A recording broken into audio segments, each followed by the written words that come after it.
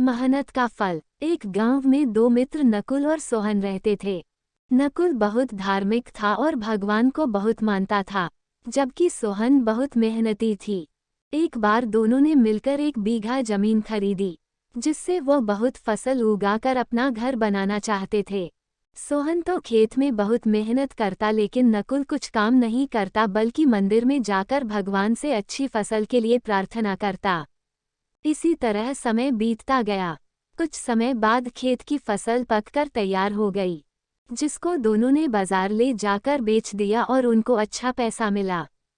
घर आकर सोहन ने नकुल को कहा कि इस धन का ज्यादा हिस्सा मुझे मिलेगा, क्योंकि मैंने खेत में ज्यादा मेहनत की है। यह बात सुनकर नकुल बोला, नहीं, धन का तुमसे ज्यादा हिस्सा मुझे मिलना चाहिए, क्योंकि मैंने भगवान से इसकी प्रार्थना की, तभी हमको अच्छी फसल हुई। भगवान के बिना कुछ संभव नहीं है।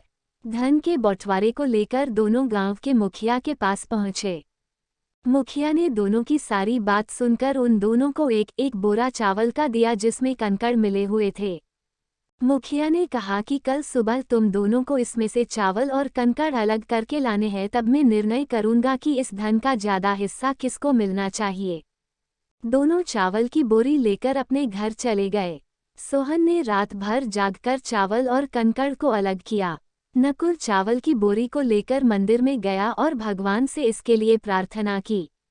अगले दिन सुबह सोहन जितने चावल और कंकड़ अलग कर सका उसको ले जाकर मुखिया के पास गया, जिसे देखकर मुखिया खुश हुए।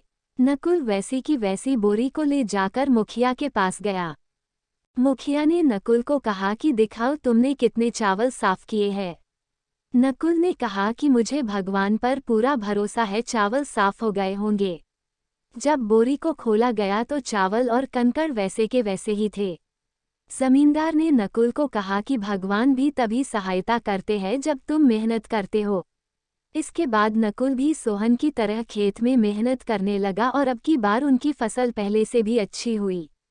सीख। इस कहानी से हमें यह सीख मिलती है कि हमें कभी भी भगवान के भरोसे नहीं बैठना चाहिए। हमें सफलता प्राप्त करने के लिए मेहनत करनी चाहिए।